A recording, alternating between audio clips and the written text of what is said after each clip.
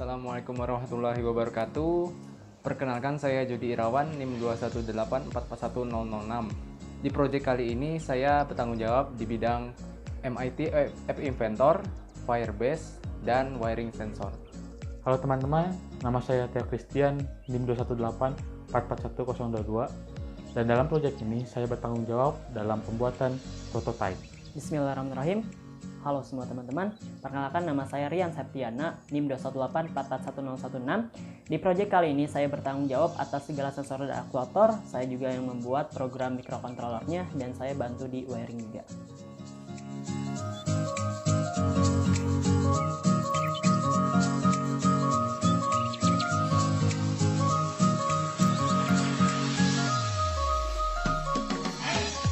Oke. Pada proyek kali ini, kami beri nama proyeknya adalah Sistem Monitoring Kandang Ayam Berbasis IoT. Nah, pada proyek ini ada 3 buah keadaan nih yang kami kontrol dan juga kami monitoring. Keadaan pertama adalah wadah pakan ayam, yang dimana wadah ini adalah tempat bagi ayamnya ini untuk makan. Kami menggunakan sensor ultrasonik untuk mendeteksi ada nggak sih makanan di wadah pakan tersebut. Kalau misalkan ada, nanti kami tidak akan beri makanan. Kalau misalkan tidak ada, akan kami beri makanan secara otomatis. Hasil dari pembacaan sensor ultrasonik akan kami olah untuk menggerakkan sebuah katup, yang mana katup tersebut akan terhubung dengan motor servo. Nah, jadi ketika si wadah pakan ini kosong, tidak ada makanan, maka katup servo akan terbuka sehingga makanan akan masuk ke sana. Namun sebaliknya, ketika wadah pakanan ini terisi makanan, maka si katup motor servo itu akan tertutup sehingga tidak ada makanan yang jatuh ke sana. Oke, di kondisi yang kedua ini, kami akan memonitoring sebuah wadah minum ayam, di mana kami menggunakan sensor water level untuk mendeteksi berapa ketinggian air dari wadah air tersebut. Ketika tidak ada air, maka akan otomatis memicu pompa air untuk aktif dan menyedot air dari wadah utama, yaitu tempat penyimpanan air. Jika sudah penuh wadah minum air tersebut, maka pompa air otomatis mati. Dan untuk yang terakhir, kami memonitoring suhu yang ada di kandang ayam tersebut. Jadi apabila suasana di kandang ayam itu dingin, maka sensor akan mengirimkan sinyal dan memberikan output di mana lampu akan menyala untuk menghangatkan ruangan tersebut. Dan sebaliknya, jika ruangan tersebut sudah mencapai suhu maksimum, maka lampu tersebut pun akan mati, lebih menghemat listrik dan suhu yang ada dalam ruangan tersebut. Nah, selain ketiga sensor dan aktuator yang telah disebutkan tadi, kita juga punya beberapa fitur tambahan, yaitu ada LED, yang dimana masing-masing LED ini akan menjadi sebuah indikator ketika keadaan dari masing-masing kondisi itu normal. Kemudian kita juga punya yang namanya control room. Nah, control room ini berisi dari kabel-kabel dan juga beberapa komponen seperti node MCU, dan juga ada relay 2 channel, terus ada beberapa baterai juga untuk menggerakkan si aktuatornya. Nah, sekarang kami akan masuk ke simulasi tentang bagaimana cara kandang ayam dari proyek kami bekerja. Oke, selanjutnya di proyek kandang ayam IoT ini, kami menggunakan beberapa aplikasi pendukung seperti MIT App Inventor yang bisa terhubung dengan Android dan juga menggunakan real-time database. Di sini kami juga menampilkan runtime dari serial monitor. Oke, pada kandang ayam IoT ini di tampilan Android-nya terdapat 2 mode. Yang pertama yaitu mode controlling. Untuk lebih jelasnya, kita langsung saja masuk ke menu controlling. Di mode controlling ini berfungsi untuk memastikan apakah aktuator tiap-tiap station itu berjalan sebagaimana mestinya. Contohnya, di sini saya akan mencobakan bagaimana aktuator lampu berjalan. Jika di Android saya tekan LED on, lampu akan menyala. Sinyal dari Android akan mengirimkan sinyal string ke Firebase. Jadi Firebase akan bernilai true dan pada serial monitor akan tertera high pada lampu. Pada indikator, lampu juga akan padam karena kondisi tidak normal. Kita off-kan lagi, lampu akan mati. Lalu selanjutnya kita coba untuk servo. Untuk pada servo, jika di-on-kan, servo akan mengarah ke arah luar atau kondisi membuka. Pada indikator yang berwarna merah itu akan padam karena kondisi tidak normal atau bahkan sedang kosong. Dari Android itu kan mengirimkan string true dan pada serial monitor akan menangkap sinyal high. Kita matikan kembali untuk servo. Indikator akan kembali menyala, kondisi normal. Lalu selanjutnya pada menu kontrol ini kita coba untuk pompa. Terdengar bunyi pompa menyala. Lalu pada lampu warna hijau itu akan mati, menandakan kondisi tidak normal. Dari Android itu mengirimkan sinyal string true ke Firebase, lalu diterjemahkan oleh serial monitor sinyal high. Oke, kita matikan kembali.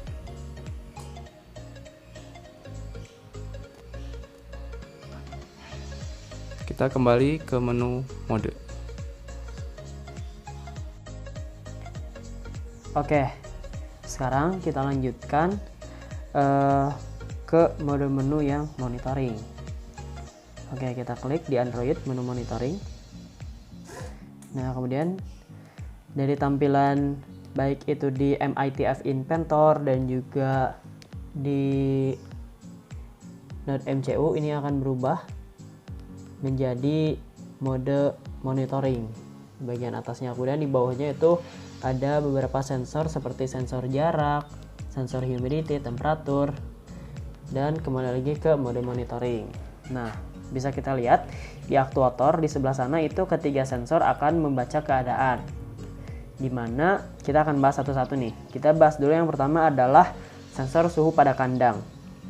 Nah, di Android terbaca sensornya itu 28. Nah, sementara kami bikin set di logika DHT-nya itu jika si sensor suhunya kurang dari 29, maka dia akan mengaktifkan si pijarnya.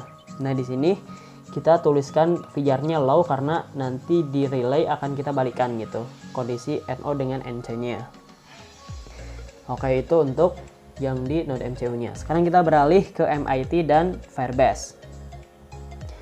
Nah, di MIT atau Firebase di sini yang pertama kita lakukan adalah membaca dari si Firebase-nya. Ketika tidak ada isinya atau kosong, maka kita isi dengan variabel kosong di sana. Nah, tapi ketika si Firebase-nya ini ada perubahan, Firebase ini ngambilnya itu dari data yang ada di Node MCU ya. Dan MCU itu ngambil datanya dari sensor gitu. Nah, kita yang pertama di sini jika si monitoring suhunya ini sesuai dengan tag yang ada di Firebase, itu maka dimasukkan get tag. Nah, get tag ini adalah diambil dari Node MCU. Node MCU diambil dari sensor. Kemudian maka yang ada di suhu, yang ada tag suhu yang ada di Android ini, maka dimasukkanlah si value-nya. Nah, di sini value yang terbaca adalah 29. Itu makanya si lampu yang ada di aktuator sana, si lampu LED-nya akan menyala untuk menghangatkan si suhu ruang. Nah, sekarang juga naik menjadi 29,2 gitu ya. Kemudian si satu suhu yang kandangnya ini itu akan mengambil get value dari status yang ada di Node MCU. Nah, di sini saya menuliskan suhunya itu kalau misalkan kurang dari 29 itu akan dingin gitu. Nah, keadaan ini meskipun kita lebih dari 29 karena tidak ada keadaan yang mempengaruhi, yakni 31 ketika nanti si suhunya itu harus si lampu atau aktuatornya harus mati. Nah, di sini masih terlihat menyala. Nah, kita lihat di Android satu suhu itu dingin gitu. Kemudian di bawahnya juga ada suhu kelembapan. Kelembapan ini ngambilnya dari sensor DHT11-nya. Nah, kemudian kita ke yang paling bawah. Di sini ada sensor aktuator. Status dari sensor aktuator itu ada lampunya ini on atau menyala gitu. Nah, kemudian akan kita tunggu untuk simulasinya hingga si suhu yang tertera di Android ini mencapai 31 gitu. Kemudian nanti si aktuatornya akan mati. Nah, selanjutnya ketika si suhunya itu sudah dingin, maka si status LED-nya akan bertulis lampu on nih sesuai dengan yang ada di MIT-nya. Nah, maka akan masuk ke yang di LED yang di Android ini status aktuator lampu on dengan warna merah gitu. Namun sebaliknya nanti ketika suhunya sudah tidak dingin atau di node MCU-nya ini sudah 31 misalkan ya, maka si status lampu itu akan menjadi lampu off gitu. Kemudian warnanya juga akan berubah menjadi warna hitam. Nah, ini udah pas, nanti kita setnya itu kalau lebih dari 31 derajat Celcius ya. Sebentar. Kita akan lihat dulu pada aktuator. Nah, ketika sudah 31,1 maka si lampu akan mati. Kemudian si indikator pun akan kembali menyala gitu karena statusnya warna dingin, yang indikatornya berwarna kuning.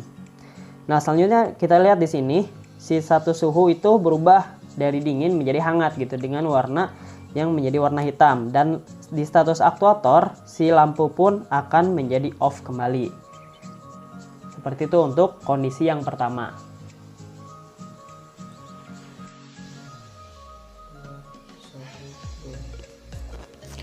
Oke, selanjutnya masih di menu monitoring mode. Di sini kita akan menampilkan kepada kalian ini tentang monitoring untuk pakan ayamnya. Monitoring pakan ini kita menggunakan sensor ultrasonik untuk pembacaan kondisi ketinggian pakan atau stok pakan yang tersedia, dan untuk mengatur masuknya pakan tersebut dari stoknya kita menggunakan servo. Di kondisi awal ini bisa terlihat itu pada serial monitor. Di kondisi ini sensor ultrasonik membaca nilai 13 cm, yang itu artinya kondisi ini pakan sedang kosong. Pada serial monitoring ini akan mengirimkan sinyal ke Firebase. Dari Firebase ini terbaca pada monitoring itu servo dalam kondisi terbuka atau kondisi pakan sedang masuk. Nah, selanjutnya dari Firebase akan mengirimkan ke MIT, dan di tampilan Android itu bisa terlihat kondisi pakan sama dengan yang ada di serial monitoring tadi, yaitu 13 cm. Status wadah makanan tersebut kosong dan servo sedang dalam kondisi on atau terbuka. Nah, untuk melihat lebih lanjut bagaimana cara kerja dari servo ini membuka dan menutup untuk mengisi makanan, kita coba simulasikan dengan memasukkan pakan. Di sini kita menggunakan beras sebagai pakannya. Kita coba masukkan, beras akan mengalir menuju wadah makanan.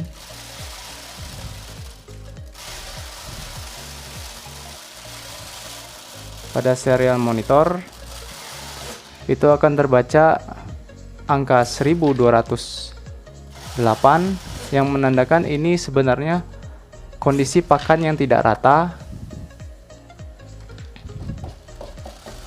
Jika kondisi tersebut pada kondisi 1028 tersebut, maka dari servo itu akan menutup otomatis dan alur dari stok pakan itu akan berhenti jika kondisi pakan sudah penuh. Dari Firebase itu mengirimkan sinyal bahwa stok pakan itu di angka 1208 dengan status pada Android wadah makanan tersedia. dan kondisi pada servo itu akan off.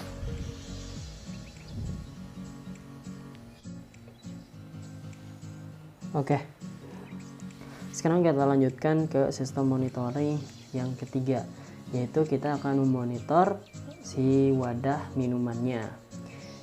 Nah, bisa dilihat di objek si wadah minuman itu masih kosong gitu ya, masih cuma ada sensor dan tidak ada air di sana. Nah, di sini kita menggunakan sensor water level, di mana water level ini akan mendeteksi berapa sih ketinggian air di dalam wadah tersebut. Nah, kemudian hasil dari pembacaan sensor akan diolah oleh node MCU, kemudian akan dijadikan suatu sinyal yang nantinya akan menggerakkan si pompa. Nah, pompa ini sebelum masuk ke pompa, sinyal tersebut akan terlebih dahulu masuk ke relay. Nah, relay yang kita gunakan di sini yang NO gitu ya. Jadi nanti waktu di program itu akan agak sedikit terbalik gitu. Nah, kita langsung masuk aja ke program .ncu. Nah, di sini bisa terlihat di logika water sensor. Jadi, jika water file-nya ini kurang dari 500, lebih dari 500, artinya ini ketinggiannya lebih dari 500 gitu ya, si air, maka si Firebase itu akan mengirimkan sinyal tersedia gitu, akan mengirimkan string tersedia. Dan si pompanya ini high gitu. Nah, kenapa di sini high? Karena kita tadi menggunakan relaynya itu yang normally close awalnya. Jadi ketika high gitu dia langsung open gitu, dan begitupun sebaliknya. Nah, kemudian di bawahnya ini ada indikator si pompanya itu on gitu, yang nanti akan dikirimkan ke Firebase. Kemudian yang terakhir ada LED, yakni ketika keadaannya normal atau ada air, jadi LED-nya ini akan menyala gitu sebagai indikator warna LED yang berwarna hijau. Nah, begitu sebaliknya ketika si water file-nya itu kurang dari 100, maka pompanya akan hidup dan indikator di wadah minumannya itu kosong, kemudian si pompanya itu akan off gitu. Nah, seperti itu. Kemudian akan kita lihat di sini, akan kita lanjutkan ke real time database dan juga di MIT, program MIT-nya. Nah, jadi data-data yang telah ditulis oleh node MCU tadi di program kemudian akan dikirim ke database di sini. Nah, di sini ketinggian airnya terbaca 17 gitu ya. Nanti di Android juga akan terbaca hal yang sama nih di 18 mili. Kemudian statusnya kosong dan juga si keadaan water pump-nya on gitu. Ini harusnya on karena kita si relaynya itu kita batasi dengan suatu switch untuk ke powernya. Jadi seharusnya ini sudah on, karena switchnya kita off kan, jadi tidak terdengar suara pompanya itu. Nah, sekarang sudah semuanya siap dan terintegrasi, kita akan coba ke simulasinya. Pertama, saya akan nyalakan dulu sensor switch, akan nyalakan dulu switch yang akan menyalakan pompanya terlebih dahulu. Nah, ketika dinyalakan, nah pompanya akan menyala gitu, kemudian menarik air ke wadah minuman. Nah, dan terbaca di sini level airnya 528, ini melebihi dari 500 gitu. Jadi si wadah minumannya tersedia, kemudian si water pumpnya ini sudah off kembali gitu ya. Seperti itu. Nanti dia akan menyala kembali ketika si levelnya itu kurang dari 100. Nah, kemudian di sini juga ada indikator yang berwarna hijau di lampu karena melihat kondisi si wadahnya itu normal gitu, ada minuman di sana. Seperti itu. Kemudian kita akan coba untuk membuang airnya agar si water levelnya ini menurun gitu ya. Nah, ketinggiannya menurun, kini sudah 90 mili. Nah, ini kurang dari 100, maka si pompanya akan hidup kembali gitu. Pompa akan hidup kembali hingga ketinggian airnya itu lebih dari 500 dan dia akan mati. Seperti itu untuk simulasi wadah minumannya menggunakan sensor water level.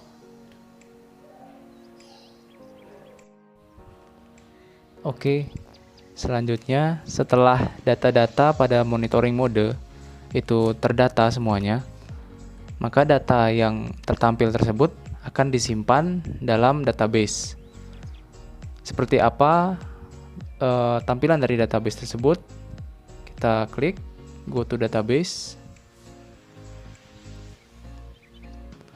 Lalu di sini terdapat tombol tampilkan. Jika ditampilkan, maka akan muncul database di waktu tertentu. Di sini kita mengambil di jam 2:01 lewat 4 detik. Nah, di sini terlihat semua data dari sensor-sensor maupun status dari unit-unit yang ada di kandang ayam IoT ini terbaca sesuai dengan yang tertampil pada menu monitoring tadi.